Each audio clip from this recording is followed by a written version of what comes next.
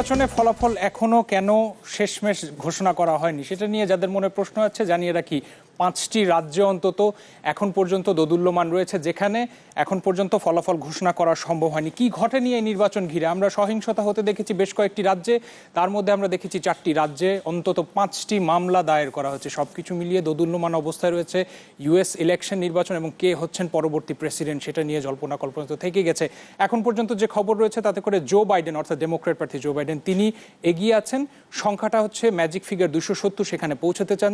যার বিপরীতে এখন পর্যন্ত যে স্কোর কার্ড যদিও আমরা বলে থাকি 264, 218, মার্কিন গণমাধ্যম বলছে 538টি ইলেকট্রাল কলেজ ভোটের মধ্যে 264টিতে বাইডেন এগিয়ে রয়েছেন, 214টিতে ট্রাম্প জয় পেয়েছে। নির্বাচনে জয় পেতে দরকার 270 বলেছি আপনাদের, এবং গণনা চলছে যে এই রাজ্যগুলোতে Pennsylvania, Georgia, North Carolina, Nevada, Alaska. এর মধ্যে জর্জিয়ার গণনা প্রায় শেষের পথে বলা যায়। বলা হচ্ছে যুক্তরাষ্ট্রে 120 বছর ইতিহাসে সবচেয়ে বেশি 7,10,00,000 ভোট পেয়েছেন জো বাইডেন। দর্শক আপনাদেরকে এই ফাঁকে একটু পরিস্থিতি আপনারা টেলিভিশনের পর্দায় দেখছেন, আমরা গ্রাফিক্স কার্ডের মাধ্যমে দেখানোর চেষ্টা করছি সার্বিক পরিস্থিতি। ইউএস এর ইলেকশন এখন পর্যন্ত কি অবস্থা এবং কিছু ফুটেজ ধারণ করা রেকর্ডেড আপনাদেরকে দেখানোর চেষ্টা করছি। যুক্তরাষ্ট্রের প্রেসিডেন্ট নির্বাচন নিয়ে কথা হচ্ছিল এবং এই নির্বাচন নিয়ে কথা বলতে আমরা আমন্ত্রণ জানিয়েছি জনাব জাহাঙ্গীর হোসেন। তিনি সমাজ সেবক এবং সাবেক সভাপতি বাংলাদেশ কমিউনিটি, জর্জিয়া স্টেট, যুক্তরাষ্ট্র। জনাব জাহাঙ্গীর হোসেন, স্বাগত জানাচ্ছি, অনেক ধন্যবাদ আমাদের সাথে যুক্ত হওয়ার জন্য। এখন পর্যন্ত যেভাবে এগোচ্ছে এবং শেষে এসে যেন শেষ হয়েও হতে চাইল না, কোন দিকে গড়াতে পারে? বলা হচ্ছে জো বাইডেন এগিয়ে রয়েছেন এবং যদি দুর্ঘটনা না ঘটে থাকে বা বিশেষ কিছু না ঘটে থাকে তাতে করে জো বাইডেন ক্ষমতা নেবেন এরকম একটা ধারণা পাওয়া যায় বা বলা হচ্ছে গণমাধ্যমগুলোতে। আপনি কি মনে করছেন? ধন্যবাদ, সালাম আলাইকুম, এবং সমস্ত দর্শকদের ধন্যবাদ চ্যানেল 24 এর। আসলে এটা ইতিহাসে, আমেরিকার ইতিহাসে কখনো এরকম হয়নি যে আজ ট্রাম্প যেটা করছে, তো ও হঠাৎ করে লসুতে চলে গেল। তারপরে আপনার এখন যেটা বলছে যে 5টা স্টেটে আপনার ইলেকশন রেজাল্টটাকে আটকে রাখছে, যে ও রেজাল্ট কাউন্ট করতে দিতেছে না, উইচ ইজ নট রাইট। তো এখন যেটা আপনারা এখন নিউজে দেখতে পাবেন, সিএনএন বলেন বা এবিসি, ডব্লিউএসবি, ফক্স 5, প্রত্যেকটা চ্যানেলের লোকজন কিন্তু এখন ওকে নিয়ে আসতেছে। মানে অ্যাজ আ প্রেসিডেন্ট আপনি দেখেন যে উনি একজন মানে সর্বশক্তিমান আল্লাহর পরে যদি কাউকে কাউন্ট করে যে হ্যাঁ পৃথিবীতে সর্বশক্তিশালী প্রেসিডেন্ট হিসাবে আসছেন, না উনি অন হিজ পার্টিসিপেশনে যেটা হইতেছে যে উনি কিভাবে ওর ক্ষমতায়, ওরই দেশ, ওই ক্ষমতায় ওই আরেকজনের নামে কেস করতে চাবে, মানে কে ইজ দ্য গভর্নমেন্ট, ও কাকে ব্লেম করবে? কারণ সমস্ত দায়িত্ব কিন্তু ওনার উপরই আসতেছে। আপনার ঘরে আপনি যদি কিছু করেন তো আপনার ঘরে যা কিছু হবে আপনি দায়িত্ব নিতে হবে। এখন নিজের দায়িত্ব ও কার উপর চাপাইতে চাইতেছে এটা আমি বুঝতে পারছি না। যেহেতু ল সুটের কাছে আশ্রয় চাইলেন, অর্থাৎ আইনের আশ্রয় যেহেতু চাইলেনই, সেটা কত সময় লাগতে পারে? এই প্রশ্নটি সারাদিনে আমরা বেশ কয়েকজনের কাছ থেকে পেয়েছি যারা অন্তত ইউএস ইলেকশনের খবর রাখছেন। জনাব জাহাঙ্গীর কবির, এটা নিয়ে আরো কথা বলতে চাই। জনাব জাহাঙ্গীর হোসেন রয়েছেন আমাদের সাথে, আপনার ইউএস ইলেকশন আপডেট দেখছেন। সময় আছে ছোট্ট একটা বিরতির সাথে থাকবেন, একটু পর আসছি আমরা। আপনারা ইউএস ইলেকশন আপডেট দেখছেন, রহমান রাশেদ আপনাদের সাথে রয়েছে এবং কথা হচ্ছে জনাব জাহাঙ্গীর হোসেনের সাথে। তিনি সমাজসেবক এবং সাবেক সভাপতি বাংলাদেশ কমিউনিটি, জর্জিয়া স্টেট, যুক্তরাষ্ট্র। জনাব জাহাঙ্গীর হোসেন, ধন্যবাদ আমাদের সাথে থাকার জন্য। আপনি বলছিলেন যে আইনের আশ্রয় নিল ডোনাল্ড ট্রাম্প। প্রশ্ন থেকে যাচ্ছে, যারা খোঁজ খবর রাখছেন সবাই উদ্বেগের সাথে এবং আগ্রহ নিয়ে অপেক্ষা করছেন যে এই প্রক্রিয়াটা, আইনি প্রক্রিয়া যেটা গেল, সেই লড়াইটা আদালত পর্যন্ত গড়ালো, সেই সময়টা কত নিতে পারে, কতক্ষণ সময় লাগতে পারে বা কতদিন সময় নিতে পারে বলে মনে করছেন আপনি? আসলে এটা তো একটা প্রসেসিং এর ব্যাপার। আপনি জানেন যে কোনো দেশেই হোক, আপনার যখন একটা লসু বা কোনো একটা আবেদন আপনি একটা কোর্টে আপিল করবেন, তখন it's take time at least 7 to 10 days। তবে আমরা আশা করছি যেটা সুপ্রিম কোর্ট হয়তো, যেহেতু এটা জনগণের ব্যাপার, যত তাড়াতাড়ি সম্ভব করবে। বাট ট্রাম্প যেভাবে যা করছে ইটস নট রাইট। তো ও চাচ্ছে যে আপনি বিভিন্ন টিভিতে দেখতে পারেন, he is not ready to leave the Washington, he is not White House ও ধরে রাখতে চাচ্ছে। হি সেইড দ্যাট যে ও হোয়াইট হাউস ছাড়বে না। তো এই কারণে ও পুরা থার্ড ওয়ার্ল্ড কান্ট্রিতে যেরকম হয় ওরকম করে ও এই লসুটটা করলো, যেটা ইতিহাসে কখনো এর আগে হয়নি। তো এই লসুর কারণে ও ভাবছে হয়তো আরো 2-3 মাস আটকে রাখতে পারবে, but it's not possible. American জনগণ ডেমোক্রেসি এটা মানবে না, but it's could take like a month, something like that. আইনের আশ্রয় যেমন আছে, সেই সাথে আমরা বিভিন্ন রাজ্যে সহিংসতার খবর পেয়েছি। গণমাধ্যমের ফুটেজগুলোও যা চেক করছিলাম, দেখছিলাম যে সহিংসতাও কিছু কিছু রাজ্যে হয়েছে। তো পেশি শক্তিও যদি যোগ করে নেই, যুক্তরাষ্ট্রের মতো একটা দেশে সেখানকার সংবিধান কি তাকে সেই ক্ষমতা বা সেই অধিকারটা, স্বাধীনতাটা দেয় কিনা? না, আসলে এখানে সহিংসতা যেটা শুরু হয়েছে কিছু কিছু জায়গায় ছোটখাটো হয়েছে, কিন্তু আমাদের যেটা বড় ব্যাপার, আমেরিকাতে এরকম কিছু করতে পারবে না ট্রাম্প যে যেটা মানে ও ইচ্ছা করলো থেকে যাবে, না, ইটস নট গোনা হ্যাপেন। তবে আমি বলবো যারা আমাদের সহিংসতা বা আপনার যারা রাস্তায় গেছে তাদেরকে ঘরে ফেরত যাওয়ার জন্য, আর ব্যালটই উত্তর দিবে। তো এটি নিয়ে কারো কোনো মাথা ঘামানো বা রাস্তায় নামা মানুষের ক্ষতি সাধন করাটা ঠিক না।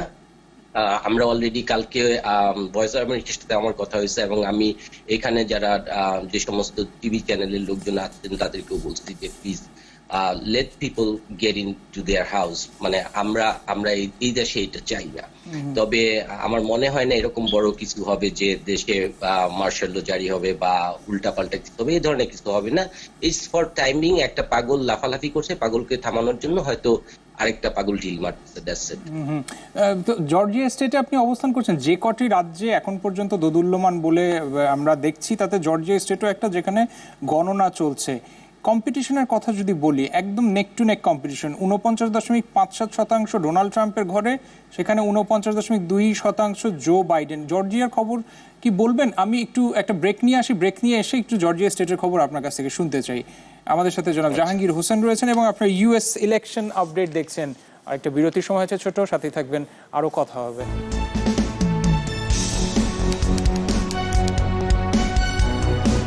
জনাব জাহাঙ্গীর হোসেন আমাদের সাথে রয়েছেন, তিনি সাবেক সভাপতি বাংলাদেশ কমিউনিটি, জর্জিয়া স্টেট, যুক্তরাষ্ট্র। কথা ছিল ইউএস ইলেকশন আপডেট নিয়ে।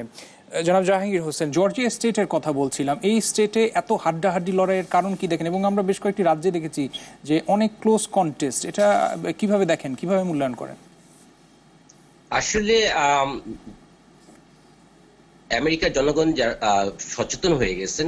আপনারা দেখছেন এত লার্জ নাম্বার ভোট আমেরিকার 100 বছরও হয়নি।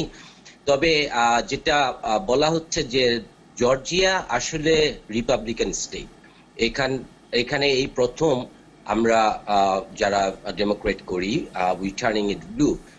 আর most of the thing is Fulton কাউন্টির যে ভোটটা আটকে রাখা হয়েছে, ফুলটন কাউন্টি 60%ই হলো আপনার ডেমোক্রেটিক, এবং ওখানে মেয়র থেকে শুরু করে আপনার সিনেটেও যারা আছেন ওরা হাউস রিপ্রেজেন্ট ডেমোক্রেট।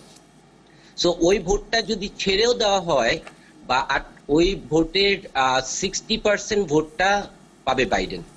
তো আমার মনে হচ্ছে এটাই মূল কারণ যে ওই জায়গার জর্জিয়ার একটা মূল অংশের ভোটটা আটকে রাখা। তার কারণ এই ভোটটা যদি আসে তাহলে বাইডেনের আর অন্য কোথাও যেতে হবে না। বাইডেন অলরেডি উইন, মানে ওকে আটকানোর জন্যই এই 3-4টা স্টেটে ট্রাম্প বন্ধ করে রাখছে ভোট গণনাটা।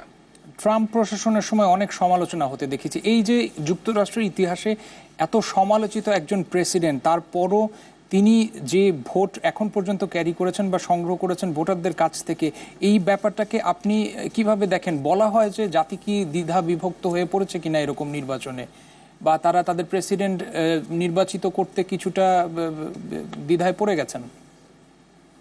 আসলে সত্য কথা যেটা, যে আমেরিকার আমরা সবাই ইমিগ্রেন্ট। আমরা যারা এখানে এসে আমরা 25 থেকে 30 জন ইমিগ্রেন্ট প্রার্থী আছি। তো আমাদের ছাড়া যারা আমেরিকান প্রার্থী যারা আছে, ওরা ডেমোক্রেটের সংখ্যা দেখা যায় যে আপনি যদি চিন্তা করেন আজ থেকে 6 বছর আগে এখানে ক্যান্ডিডেট ডেমোক্রেট তেমন ক্যান্ডিডেট ছিল না। অনেক জায়গায় ডেমোক্রেট ছেড়ে দিছে, রিপাবলিকানরা ওরা চলে গেছে। তো বর্তমানে যে পরিস্থিতি আসছে, জর্জিয়া বলেন বা নিউ ইয়র্ক বা মিশিগান, পেনসিলভেনিয়া, অনেক ইমিগ্রেন্টরা ক্যান্ডিডেট হচ্ছে। তো এই কারণে যারা আমি যে বাসাটায় আছি এই বাসাটা একটা মেয়রের ছিল, এই গুনেট কাউন্টির মেয়র। আমি ওনার কাছ থেকে এই বাসাটা কিনলাম। যখন উনি দেখলো যে বিদেশিরা এখানে চলে আসছে, ওরা বাসা বিক্রি করে দিয়ে চলে গেল আরেক দূরে। তো সাদা আমেরিকান যারা অরিজিনাল আমেরিকান না, ওরাও মাইগ্রেন্ট, ওদের বাবা দাদারা আরো আমাদের থেকে 200 বছর আগে এদেশে আসছে, কিন্তু ওরা সামহাও আমাদেরকে পছন্দ করে না।